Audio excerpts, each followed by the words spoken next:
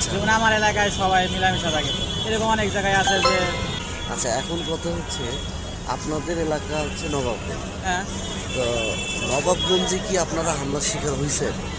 না, আমাদের এলাকায় এরকম করে না, আমাদের এলাকায় হিন্দু মুসলিম সবাই মিলামিশা সবাই থাকে। মিলে একটা মানে হ্যাঁ, সবাই মিলে আপনাদের হিন্দু মুসলিম বা আরো যদি কেউ থাকে সবার সাথে একটা সম্প্রীতি আছে। হ্যাঁ, সবার লগে একটা ভালো সম্পর্ক আছে।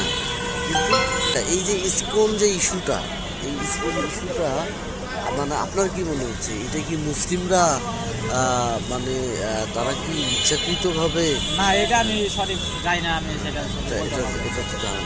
আমি যেটা জানি না সেটা আমি ঠিক বলবো।